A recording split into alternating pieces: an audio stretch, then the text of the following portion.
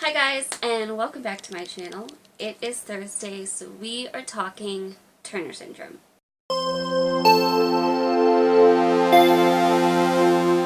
And this week I want to talk about Turner syndrome and celiac disease.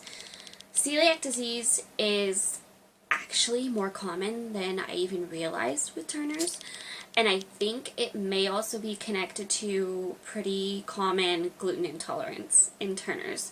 So what celiac disease is an immune disease where that person can't eat gluten or wheat because it will damage their small intestine.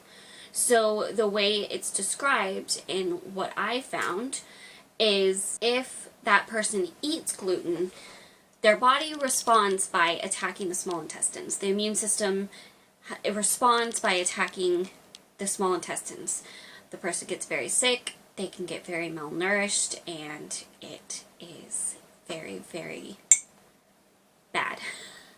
So, I have talked about my journey with gluten-free and grain-free, paleo, all of that, and how much better I felt when I eat that way. Still to this day, I always kick myself when I'm like, oh, I can have just a little. It never works well. It's just hard, guys. But I was tested for celiac disease and it came back negative. So to my knowledge, I do not have celiac disease. I am gluten intolerant. And I'm borderline grain intolerant, I feel like, possibly. But that's a whole other conversation.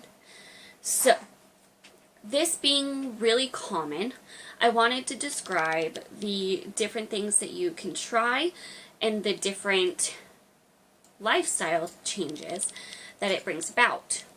So, when you have celiac disease, you eat much the same way as you would if you were gluten intolerant. However, you are much more sensitive to it than just gluten intolerance. It is much more sensitive in cross-contamination. You can't even use the same utensils. You have to be very, very cautious about things like that. You obviously change your diet, and when you start changing your diet, you find out how many things contain wheat, which is literally everything. So many things. Things you would not expect to contain wheat, contain wheat. If you don't read the package, you are in for a shock because it is in so many different things. So you learn to read the labels before you have something.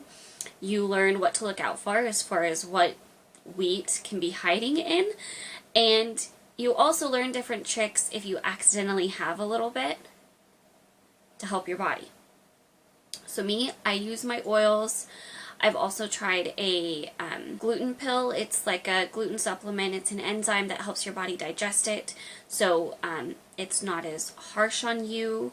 It's not perfect. And it's not a long-term fix and way to still eat how you were eating before. But in those scenarios where you really need it, it can be helpful. You learn what foods you can go just plain without and what ones you want to make your own substitute for because you really like it. You learn to adapt it to you, and it really is kind of all about adapting it to you. It's very individual what you're gonna like because it's food. Everybody likes different types of food, and it's important to not just straight deprive yourself of things that you enjoy, almost like it feeling like a punishment. Find your things you care about. If you really, really love burritos, find a gluten or grain-free way of having a burrito. I tried egg thins in the vlog the other day. Those were really good. And those are totally clean, totally safe. They're grain-free even because they were cauliflower. And perfect. Finding little things like that. It is an adjustment with your grocery budget because eating that way is much more expensive. Whether it's you're going full paleo, so maybe you're not doing the substitutes, fresh, real food is much more expensive than the synthetic, not great for you food. Eating healthy is expensive. So that's an important adjustment. On top of, if there are any of those little substitutes you want, like gluten-free bread for a sandwich every once in a while, gluten-free bread is much more expensive than your traditional bread. So, things to think about. You also learn how to be prepared when you go out. You learn how to read a menu and how to eat out. You learn what questions to ask to find out what's in stuff, what stuff to pay attention to and ask for. I quickly learned which restaurants I could easily get a lettuce-wrapped burger instead. It's not everywhere that that's that easy to do, so I learned. Quick tip, if you're on a road trip and need fast food, protein-style In-N-Out burger. So delicious, and it's amazing. It is messier, much messier, but it's really delicious. So, there you go. Obviously, this is also going to be something you talk about with your doctor and kind of plan that for you personally. I have a ton of resources I've looked into, like podcasts, different blogs, like Against All Grain does grain-free cooking, so full paleo, grain-free. It's not just the gluten-free flours, it's grain-free flours. So she uses a lot of nut flours, stuff like that. The podcasts, Practical Paleo, they've stopped making new episodes, but they have a huge archive of episodes with so much information, and that was really where I started. So get a good cookbook, listen to a good podcast, find a good blog that you like. There's a ton of people on Instagram that post recipes. Yeah. Find what you like. I think that's everything I wanted to talk about. This does change it, and it can change family dynamics too, because if you're eating differently, how does that affect everybody else? Or if you are the parent and you have to feed your child differently, how do you go about doing that with everybody else? You gotta find what works for you. So, that is about celiac disease.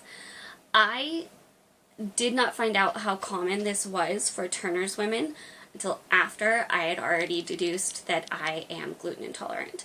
I'd already been tested for celiac and I wasn't, but I know I'm gluten intolerant because that's been a major connection to digestive issues I've had. So, there we go. I hope this helped. I hope this was interesting. I hope you guys enjoyed it. If you did, give it a thumbs up. Share it with everybody. Make sure you're subscribed. Leave your thoughts and comments and experiences down below if you have any good gluten-free resources or recipes, go-tos. Leave that in the comments below too. And I hope you have a wonderful day. And I will see you guys tomorrow. Bye!